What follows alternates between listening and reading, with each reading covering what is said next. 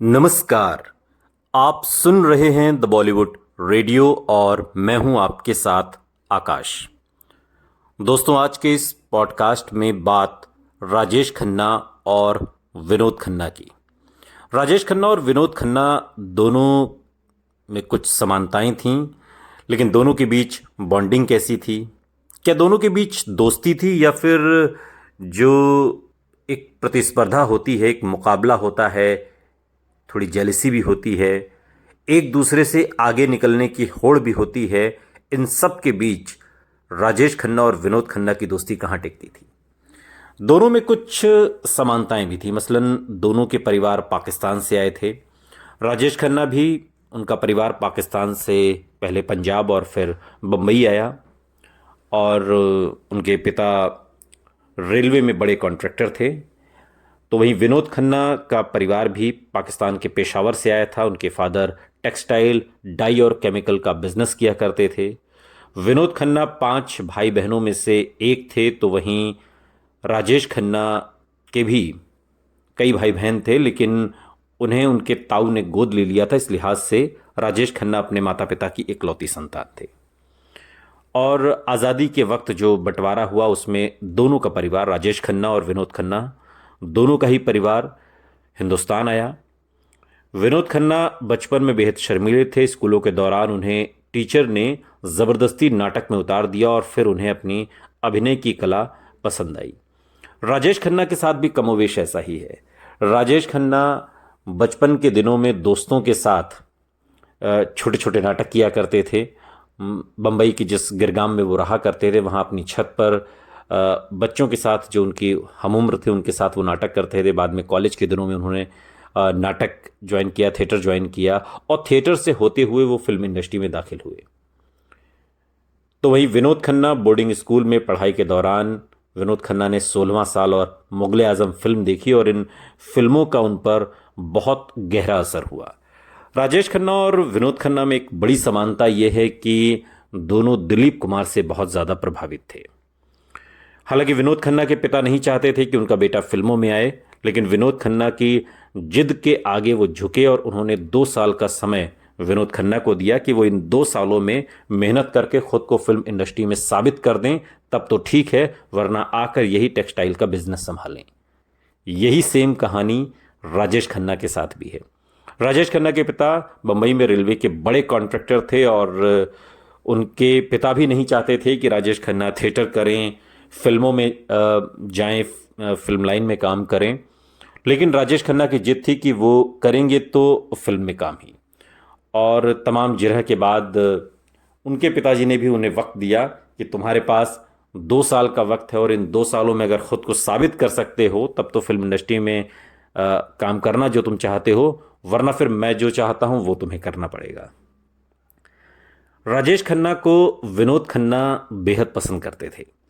दोनों के बीच की बॉन्डिंग कुछ ऐसी थी कि दरअसल साल 1968 में जब सुनील दत्त ने विनोद खन्ना को फिल्म मन का मीत में लॉन्च किया, हालांकि ये फिल्म सुनील दत्त ने अपने भाई के लिए बनाई थी और भाई को बतौर हीरो लॉन्च करने के लिए बनाई थी, लेकिन भाई पीछे रह गए, उनका नाम पीछे रह गया और विनोद खन्ना आगे निकल गए।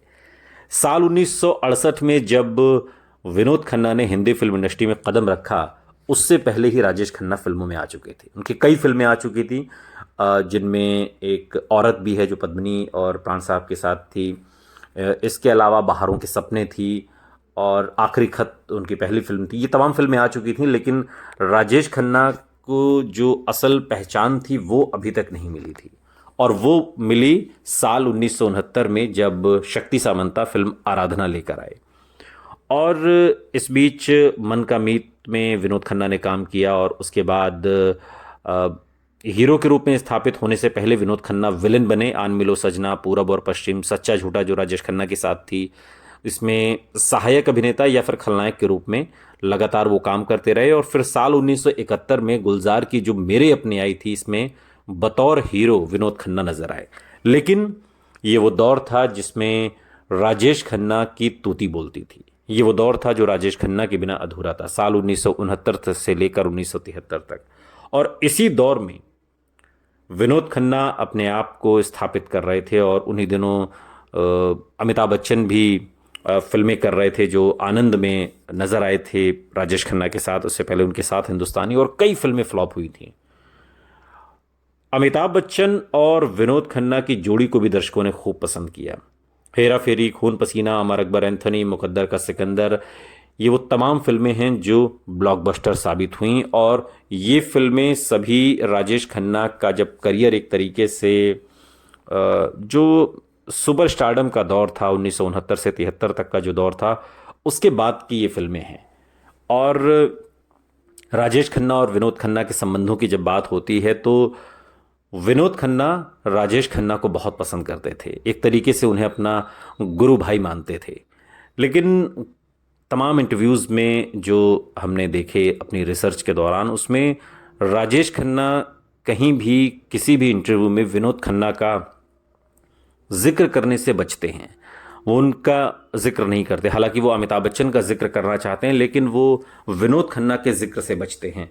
लेकिन विनोद खन्ना अपने तमाम इंटरव्यूज़ में राजेश खन्ना की तारीफ़ करते हैं, उनके सुपरस्टारडम की तारीफ़ करते हैं, लोगों के प्रति उनकी जो दीवानगी थी, काका के प्रति जो लोगों की दीवानगी थी, उसका जिक्र भी विनोद खन्ना अपने तमाम इंटरव्यूज़ में करते हैं। और वो अपना गुरु भाई राजेश खन्ना को मानते हैं और ये कहते हैं कि राजेश खन्ना की फिल्में देखकर हमने बहुत कुछ सीखा। लेकिन आपको बता दें कि विनोद खन्ना जब अपने करियर के पीक पर आए तो ये कहा जाता है कि अमिताभ बच्चन हों या फिर राजेश खन्ना या फिर उस दौर के और सितारे, वो सब एक तरीके से अंदर ही अंदर घबराए हुए थे, क्योंकि विनोद खन्ना की जो छवि थी एक हैंडसम हंक की थी। और चाहे वो हीरो का किरदार हो, चाहे वो विलन का किरदार हो, हर किरदार में अपने आप को विनोद खन्ना पूरी तरीके से एक तरीके से उसके अंदर समाहित कर लेते थे। और हालांकि उन्होंने करियर के पीक पर ओशो की शरण में जाने का फैसला लिया और जब संन्यास लेने का ऐलान किया तो न सिर्फ निजी जीवन में बल्कि उनके प्रोफेशनल लाइफ में भी एक तरीके से भूचाल आ गया। तमाम जो डायरेक्टर प्रोड्यूसर्स हैं वो उनको रोकते रहे, मनाते रहे। फैमिली, उनकी पत्नी गीतांजलि भी उन्हें रोकती रही और बाद में खैर दोनों का तलाक हो गया। और इस तरह से राजेश खन्ना के पैरेलल विनोद खन्ना चलते रहे, उन्हें अपना गुरु भाई मानते हुए। हमने रिसर्च की, बहुत ज़्यादा तो इसमें जानकारी नहीं मिली, क्योंकि राजेश खन्ना अपने किसी इंटरव्यू में विनोद खन्ना का बहुत ज़्यादा जिक्र नहीं करते। हाँ ठीक है और अच्छे एक्टर हैं, इस तरह से जो औपचारिक बातचीत होती है, लेकिन विनोद खन्ना खुलकर कहते हैं वो अपना गुरु भाई मानते हैं, वो उनकी बहुत इज्जत करते हैं, बहुत पसंद करते हैं और ये दावा करते हैं कि मैंने काका से बहुत कुछ सीखा है उनकी फिल्में देखकर। सुनते रहिए द बॉलीवुड रेडियो, सुनता है सारा इंडिया।